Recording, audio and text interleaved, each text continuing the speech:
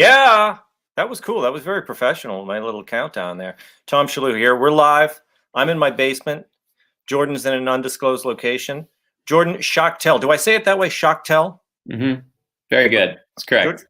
Jordan Schachtel, one of the best guys on COVID. I have a little list on Twitter. It's called COVID Trust, the people I trust on Twitter. And some people have followed my COVID Trust, has guys like Alex Berenson and yourself. And so I DM'd you because your DMs are open.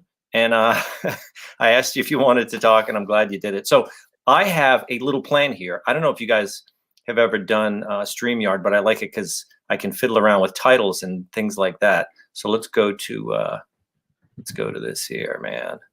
I want to do my little itinerary.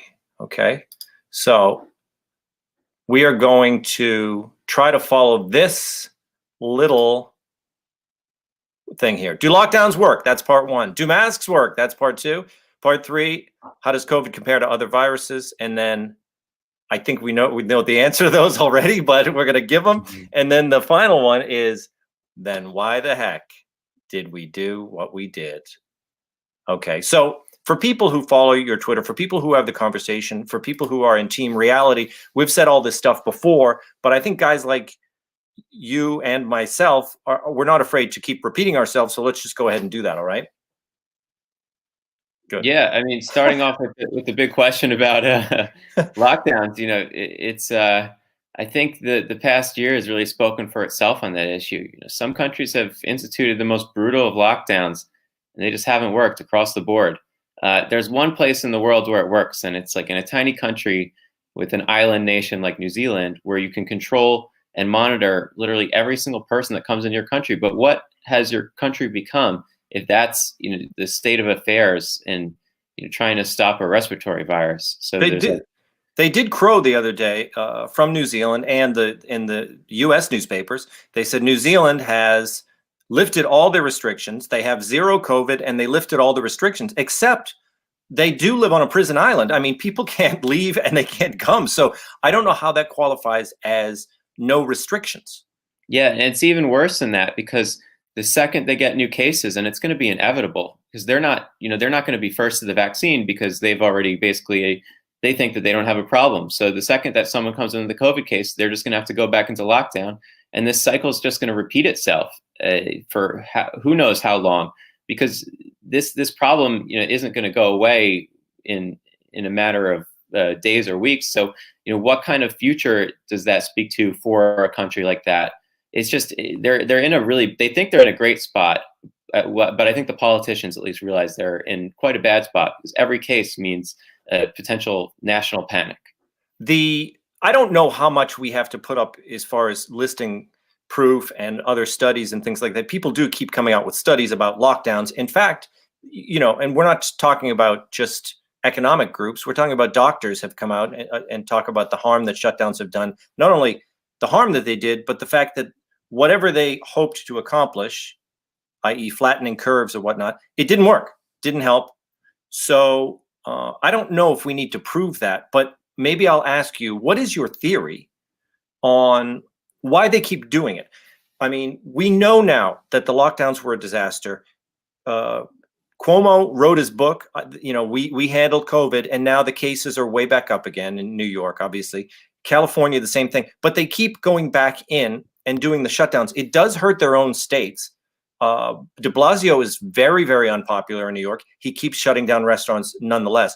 Why, when the evidence shows that it's hurting them, it's hurting their popularity, obviously, it's hurting their own citizens. They know they've failed at this point, but is it just because they won't admit it? Yeah, I think that this covers it for the majority of the politicians. It's essentially they won't admit to the failure, and they know that admitting to the failure would be devastating. It would basically result in their removal from office. And they've already, I mean, you and I are seeing clearly about this, but unfortunately, there's a significant percentage of the American population, maybe the majority, that believes what they're saying, despite the evidence showing otherwise. The media has been propagandizing them. These people like Fauci and other so-called public health experts on TV, they really think, maybe we just didn't lock down hard enough. Maybe there's some Trump supporters out there not wearing masks, right? So there's always an excuse for why something doesn't work. If they just admitted, hey, we tried all this and it didn't work, and sorry you lost your job, sorry you couldn't go to your grandma's funeral, sorry about all this, that they're doubling down on the madness. And I think a lot of them know that it's not working, but they choose just not to acknowledge it because it's not politically expedient. I'm sharing the screen here with one of the articles I had open that I said that I didn't need to go over a lot of this evidence. There is plenty of it. So for people who are looking at this video, either on my Facebook, either on my tom.locals.com, or Periscope, wherever you're watching it, I'm sure there are some skeptics yelling at the screen and saying, oh, the lockdowns are necessary. You guys are just selfish and, whatever. I would recommend this. Maybe, Jordan, you have another one to recommend. AIER, that's the American Institute of Economic Research. If you go to their website and you click on lockdowns do not control the coronavirus, nice, succinct title, and they list the evidence. They have other, you can just go down them here. 1, 2, 3, 4, a German study, a countrywide analysis. I think that one comes from Israel, another German study, UK study. So AIER has enumerated the studies. I got how many here? 14, 15 going strong. But like I said, I don't know if people need to be convinced, because I think most people know that they hurt, but some people are saying, well, look, I was talking to a guy the other day. He said, I know it's terrible. It's hurting the economy. This was even a guy who is in the restaurant business. And he said, it hurt me and it hurt my family, but I listened to the experts. Why do we still listen to the experts when they have been consistently wrong from the beginning, Jordan? It definitely speaks to an institutional problem. That the fact that all these people are going through this same controlled hierarchy and they're all getting this wrong. It kind of reminds me of, my background in reporting is in foreign policy. And it kind of reminds me of how everyone got, the Patriot Act, the Afghan long war and the Iraq war, everyone got it wrong. But at one point, everyone was on the same side. A lot of this was due to, social pressure, political pressure. The voting for the Iraq war was basically unanimous in Congress. And, all of these intelligence experts were telling us, yes, they have WMDs, they have WMDs. Every country says so. Remember, that was one of the big arguments to go to war, was that they were saying, we're so confident, all these countries, they have the intelligence, trust the intelligence. This debate, with the public health experts saying, of course lockdowns work. This guy's saying it and this guy's saying it and Harvard's saying it. But there is a significant resistance on the other side. The media's just kind of chosen to ignore them for reasons I think that are pretty obvious, is that they're agenda pushing. So they're handpicking these select experts, and they love people like Fauci, and the panic really sells on networks like CNN. It's just, unfortunately, it's like this mutually credentialing society.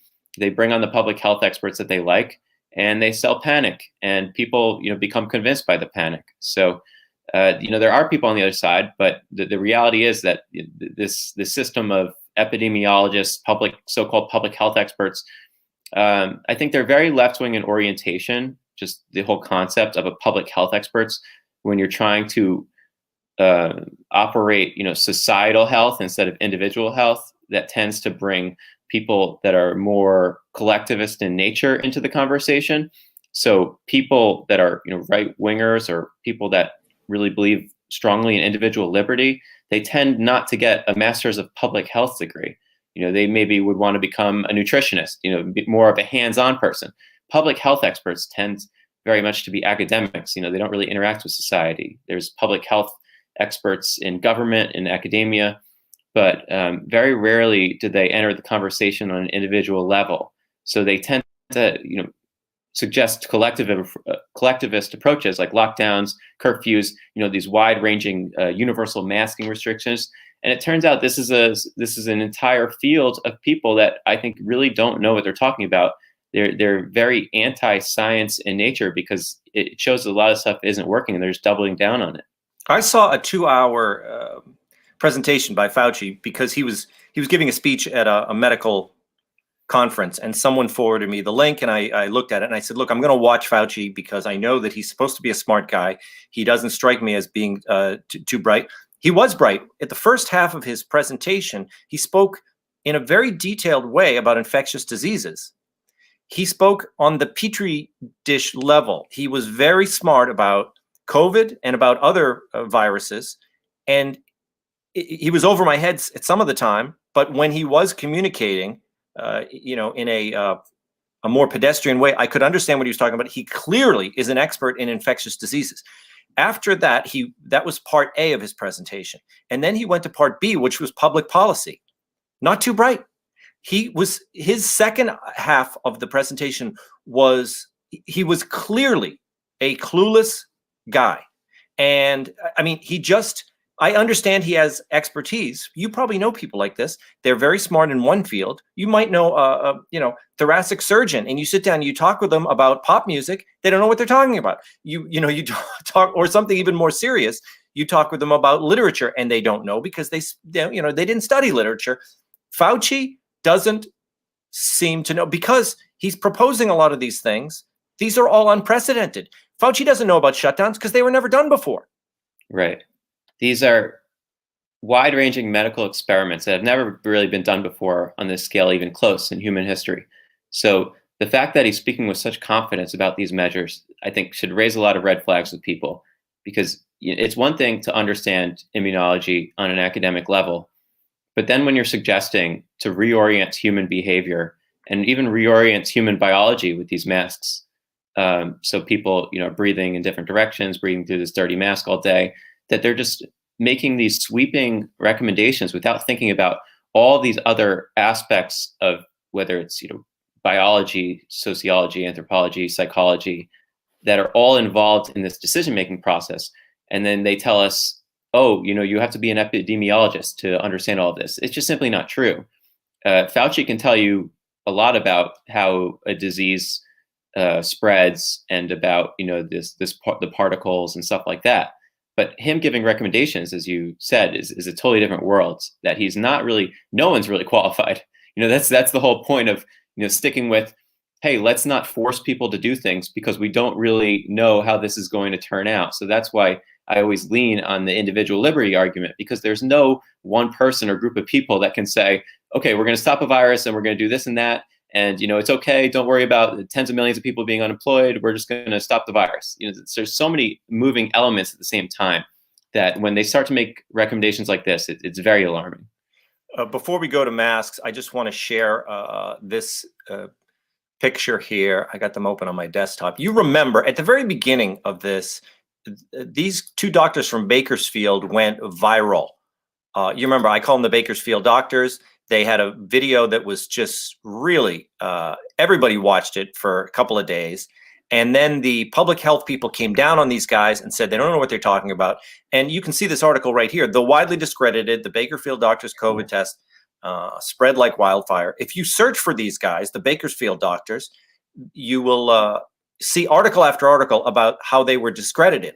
But if you go back and look at them now, I don't know the exact IFR. What's the infection fatality rate of COVID? Do you know the overall number? It's the best estimate is that it's around. It's going to be around. It keeps going down because of how many cases they're identifying.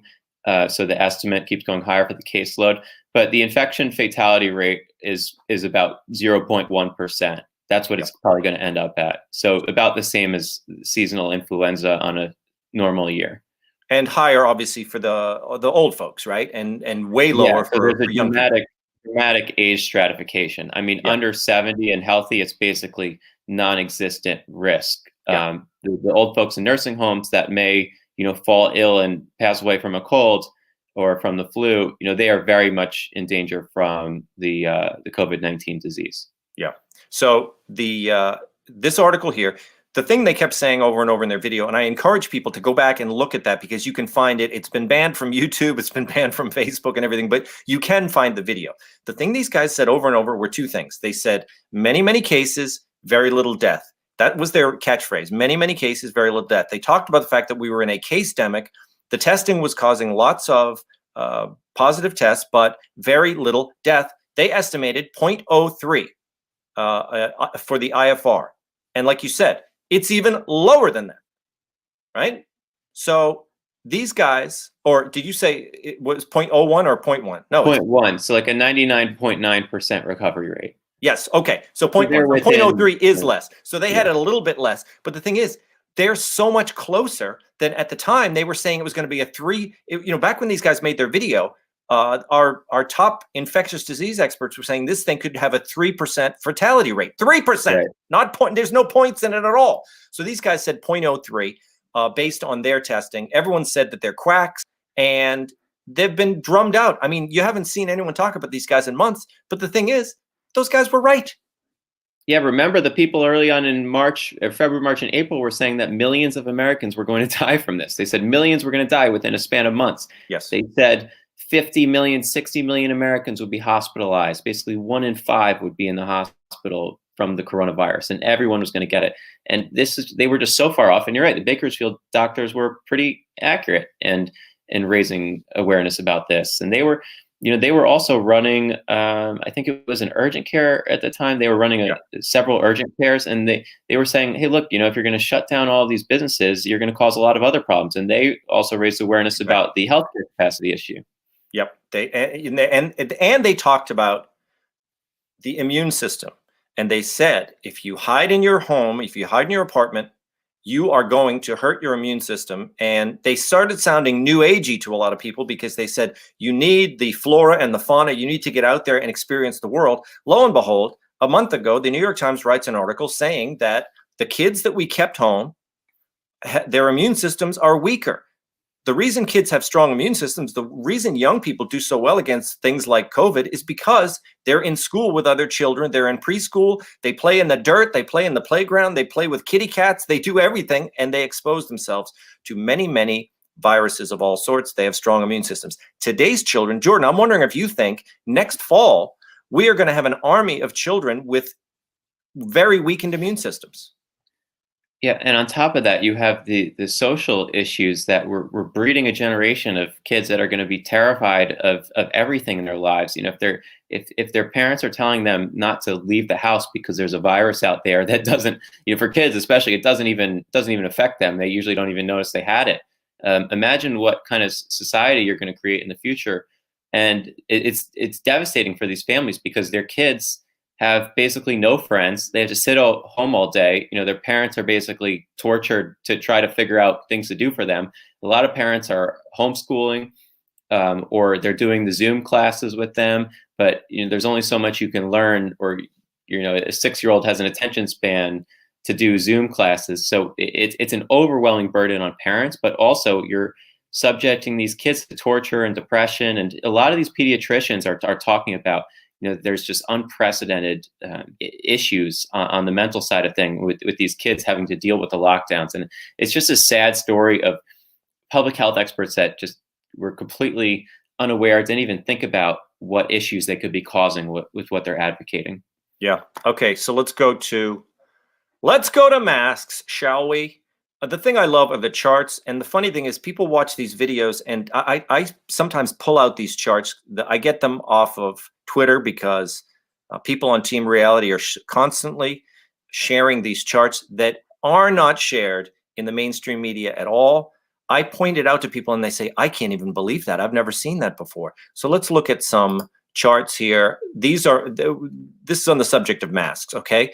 I just want to look at the mask mandates, where I got these off of Rational Ground, by the way, and I'll put that website in the notes of this because that's where you want to get your good information.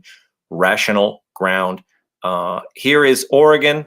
We know Oregon, left-wing state. There's their chart of these are all cases, not deaths or hospitalizations. These are cases. Here's where the mask mandate happened way back in July 1st, and of course. It kept going up, then it went down, and the people in Oregon said, our mask mandate worked. No, the mask mandate didn't work. Okay, let's go to Kansas. Jordan, the famous Kansas study, even Dr. Fauci cited it. They published it. I want to show you guys. They published it up here, okay? This is in November. They had the gall, the CDC, to publish their Kansas study. The Kansas study started here in July, It ended in August, and they said, lo and behold, the mask mandates in Kansas worked because they went up briefly, but then they went back down again. But look, everybody, this is where we are now. Masks don't work. I'll quickly share a few more.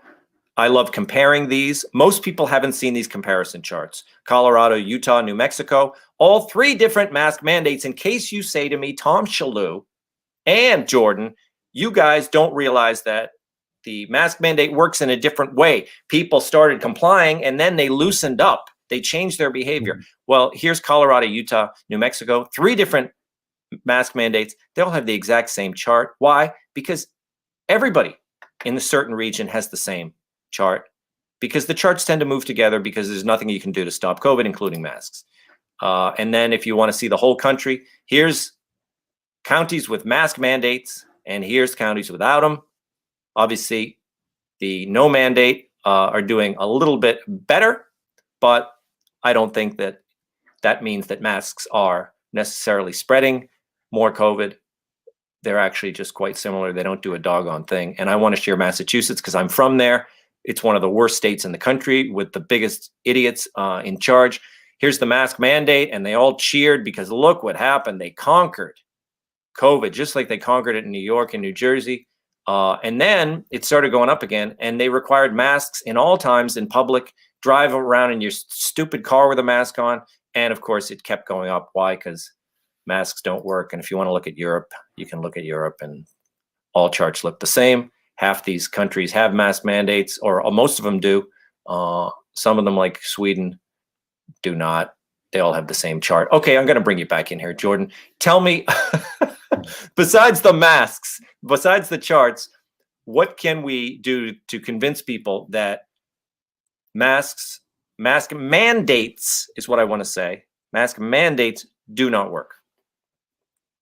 So I actually wrote about this, and regardless of whether mask mandates are in place, like I'm in Florida right now, and in Miami, there's a Carnegie Mellon University has a tracker that tracks basically mask compliance, and it's self-reported, but I think it's pretty good data. And what you find is in basically every major urban area that you have well over 95% mask compliance. And in every major urban area across the United States, basically, you are seeing a spike in coronavirus cases. So the only thing that they can really say as a retort is that things would be worse if we didn't have masks. This is what I hear from a lot of the lockdown and mask people. But unfortunately, that's not really a legitimate argument because you can't argue against hypotheticals. So the evidence we do have shows that masks are not doing, and we were told, by the way, by the CDC director, it's very important, that masks are so good, they're probably better than vaccines. Masks are going to stop the virus in its tracks. So that's like the standard that we're at. And the fact that coronavirus cases are spiking shows that that at least is absolutely not true.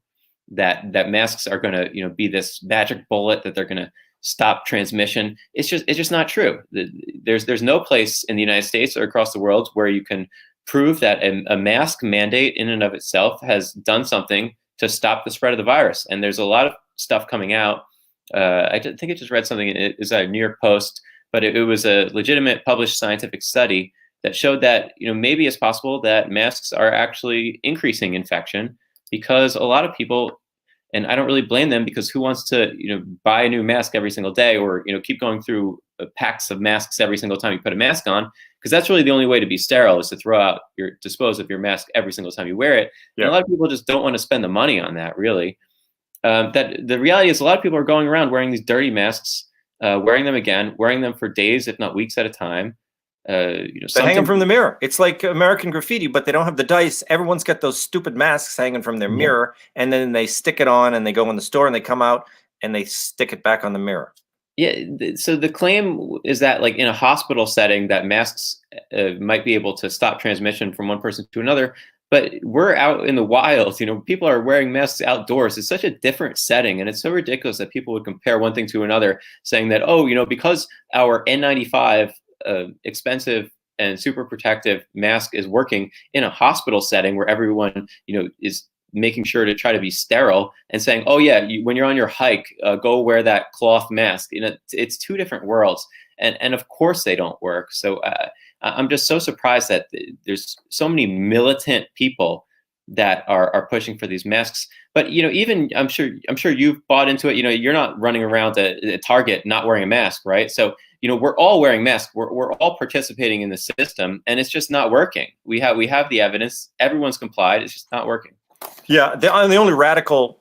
I don't wear a mask outside ever. I walk about the streets of New York without a mask on, and people do yell at me, and I just giggle. I laugh. Sometimes I say something silly back to them, like, "Hey, what are you going to do?" I mean, I won't wear a mask outside because it's so stupid. I mean, I'll occasionally do a stupid thing just to make everybody happy. If someone has they want me to put on a mask and walk to my restaurant table and then immediately take off the mask because I'm at a magic table and then eat my dinner, and then I magically have to put it on again as I walk out of the restaurant, I will do that. But I won't wear one outside. And I'm amazed because basically when I walk around Manhattan, the only people that don't have masks, it's under 10%. It's definitely 9 out of 10 people have masks on. The only guys who don't generally are blue collar dudes. It's guys who are blue collar, and some of them have it strapped under their chin, but they're working in the streets, and some of them are smoking cigarettes, some of them are talking. But generally, it's blue-collar workers, construction guys and whatever. They don't have their masks on. Other than that, everybody does. All the white-collar people do. So I'm kind of I consider myself, because I have a blue-collar heart, but I'm definitely a white-collar guy, and I'm the only one walking around without a mask in Manhattan. Yeah, it's crazy, and that's the experience of basically every city. I mean, in DC, if I'm going for like a run in the morning, I've been like yelled at by people for not wearing a mask while running. It's so bizarre and absurd. It's amazing. And I think that in the very beginning, they told people don't. They said, well, of course, they've said everything. These fools, the Surgeon General and everybody else used to tell people, whatever you do, don't wear a mask. And then they said, everyone wear a mask. And they said, but don't wear it when you're exercising, because that's definitely not good. And then they started just saying you have to wear it all the time. For those who want this one is, I share the American, the AIER. This is, if you guys want to, I'll put all these in the notes. It's the Swiss Policy Research. They have a great rundown of masks. Maybe Jordan, you have another one, but studies on the effectiveness of masks. They have all the great lists. The only one real mask study was the Danish randomized control trial that people had to bury because it showed that masks absolutely do not work. This was a control trial, 6,000 participants. It was published in the Annals of Internal Medicine, but people battered it down. And even the people who wrote it ended up coming out and saying, well, it shows that masks don't work, but you still have to wear them because they help somehow. What was it, Jordan? My mask helps you, or something like that. Yeah, it's this like cult agreement that if both people are wearing a mask, it increases your chances of not getting COVID by a significant percentage. But it seems to be all BS to me. Yeah. And then Oxford Center for Evidence-Based Medicine, masks don't work. University of East Anglia, masks don't work. And then there's one down here that you just mentioned, the masks, this is a German study, epidemiologist, a German virologist, epidemiologist said that they not only not work, but they in fact lead to an increase in infections. I would think that that's painfully obvious. I mean, I'm not a scientist and I'm not a doctor, but I would think wearing a disgusting, soggy mask around is obviously going to be less healthy than breathing fresh air. But if you guys want to see studies, there's 10 of them listed on this site. It's swprs.org, and then just click on the face mask evidence. There is none. And whenever I talk to people, I say, because Fauci goes on TV, Jordan, and he says, now there's overwhelming evidence. There's overwhelming evidence, he says. And I always say, I wish I could talk to him. I wish I could get him on a podcast. I would ask Fauci, give me your best 3, because he never gives you the studies. Give me your best 3 mask studies. Most people cite that stupid Kansas study that started in July and ended in August. But do you know of any studies? I mean, what's the best one that you've seen? Because the best ones that they've shown are illegitimate studies. They're not controlled. They're anecdotal. There's that stupid hair salon. You probably heard that one. Remember the famous hair salon? I mean, the hair salon study, this is one that's on the CDC, published even in November. They published a thing and they listed as number one this anecdotal tale of two hairstylists who wore masks, and they had 150 customers. The 70 or so customers that would talk to the contact tracers said they didn't get COVID, and they said, lo and behold, masks work. And Redfield and all these other idiots have been citing that study, and it's embarrassing. What other studies have you seen? When it comes to the statistics, like those studies, it's very anecdotal and they always nitpick. What a lot of the mask people point to is entirely, they create studies, but they're not really studies, they're models. So they say, you know, if you're coughing, your projected spit or whatever is going to aerosol, you know, this far out, and if you're wearing a mask, it's only going to go this far out. But the fact is, when you're talking about like a submicroscopic infectious particle like a virus, it's much more complicated than that. And the reality is that scientists, a lot of them still don't really understand how viruses, you know, go from one host to another, because, you know, they move in different directions, and it's very complex. So what they're doing is they're basically just modeling something and saying that it's the truth and that it's science and that we know. But the reality is they don't really know. And when the statistics have come out on the other side, they've proven really our argument that masks don't work and they may even be causing more infections. I'm thinking that at this point, I feel just in my bones that about half the country thinks this is all BS. They don't believe the public health officials. Public health officials, I think, have hit an all-time low with trust. Obviously, they shouldn't be trusted because they've all been absolutely wrong, okay? And Deborah Birx just resigned today. Good riddance to her. I did like her before. I always preferred her to Fauci because I loved her scarves, and she seemed less, less of a China, less tied to the Chinese, the WHO, than Fauci was. So I liked Birx, but then she told everyone they had to cancel Thanksgiving. And of course, she had a big party with all her extended relatives, and now she's resigning. So, okay, public health officials, nobody trusts them. But I wonder why am I the only one walking around Manhattan without my mask on? Where is the mass revolt? I have said this over and over again. Obviously, masks don't work. Universal masking doesn't work. Obviously, the shutdowns have not worked, and they are very, very harmful. Then why do people comply with this? What is going on? We used to be the land of the free and the home of the free, the land of the brave.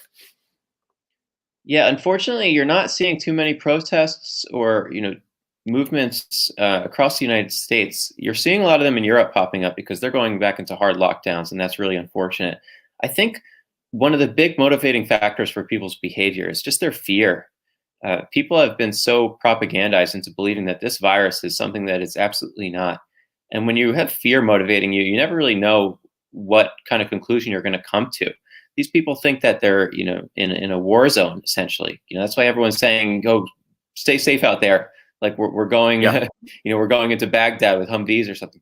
But it's really alarming. And I think it shows the power of when you bring fear into the conversation, when you bring a so-called killer virus, that it's going to change people's behavior and even make them become completely irrational. And it helps you understand, you know, how these authoritarian movements throughout history have operated. It's a lot of fear. It's a lot of, the virus isn't an actual virus, but the virus might be a person that's causing this society's problem, or a group of people. And you can really easily propagandize people into, joining your movement based on fear. And I think it's showing. There's a lot of really smart people across the political spectrum that have completely, been in favor of these masks and lockdowns and this economic and societal destruction, because they think there's a killer virus out there, and they've been led to believe that. And their intellect has been entirely overwhelmed by, I think, it's fear. Yeah, and obviously the press is doing their part to stoke the fear and exaggerate the fear, and they're publishing only cases when the cases go up, deaths when the deaths go up. They always publish the worst news possible. But I am amazed that in a country, I was amazed at Australia, because I thought Australia was more freedom loving than we were, but apparently they're not. But it is amazing to me that there are bigger protests in Germany in European countries that have a lot of social control. I mean, I've been to Sweden and they are very socialist. You can't park your car in the urban areas. Everything is very controlled. It's a very controlled socialist country, and they didn't have any lockdowns. It's like the world has turned upside down. Do you believe, like Michael Senger is another guy? Do you know Michael Senger? Mm-hmm. He is one of the guys I follow on Twitter, and I want to get him on here and talk to him. But do you believe, like he does, he's done a lot of writing about the fact that he believes that China purposefully got everyone scared in order for them to lock down? Do you believe that? Yeah, China's, when you look at their internal messaging to their own people and their external messaging to especially the West, it's very different. Yep. China, after the Wuhan incident, they basically said coronavirus is over, time to return to normal life. And that was in April of this year. So it was many months ago, and they've been open. The economy is going to be in the black this quarter. It was last quarter already. They're doing really well. But when they speak to Western Europe and the United States to say, hey, there's a killer virus. You guys better, you better lock down some more, and you better keep those masks on, and you shouldn't take any chances out there. And then they come back home and say, okay, where's the the big Wuhan EDM festival going to be at this year? So two completely different messages. But at the same time, at some point, we as Westerners need to take responsibility for what our leaders are doing to us at this point. I do agree that China is deliberately messing with us and deliberately trying to destroy our economies. But it's our leaders that are eventually making these decisions, and they need to be responsible for what they're doing. Absolutely. I can't believe that obviously you expect it from guys like de Blasio, because they're essentially, they are kind of commies, openly. But the idea that we have Republican governors shutting down their economies, I can't even believe it. I can't believe that we copied communist China, but obviously China's happy about it, not only because their economy is roaring and everyone else is hurting. I think one of the motivations for China is that when we turn to them and we criticize them for the next Tiananmen Square, which will happen, they'll say, what are you talking about? You guys crack down on your own economies. Every time people copy China, it inoculates them against future criticism, the Uyghurs, etc. For sure. There's a whole realignment going on throughout the world. These people, they're committing massive crimes against humanity with these lockdowns are definitely killing an incredible amount of people, and they're ruining tens of millions of lives. So our right to be, this beacon of freedom, of liberty is being taken away from us because we're instituting these ridiculous freedom restricting policies. And you mentioned Australia. Australia has basically become a police state over the past 6 months. Yeah. And the same goes with New Zealand. So, we have to kind of like reevaluate after this coronavirus stuff. Hopefully it comes to an end soon. But we need to reevaluate where countries are, because a lot of them, as you said, they're embracing this crazy China model thing. I think it starts with civil disobedience. I think people have to start, like you say, every once in a while you just tweet out, take it off, take the mask off, and stop it. If you have a pizza shop, I know it's, open up, I'll come and get a slice. And, if they have to arrest people, that's what has to happen. People have to stop doing these things. We have the rights. I know they're all going to lose when, there's going to be, everyone has to sue everyone, because we will win eventually. It's unconstitutional what they're doing, but I think it begins with us just taking action. That's what I think. But Jordan, I'm going to follow you, obviously.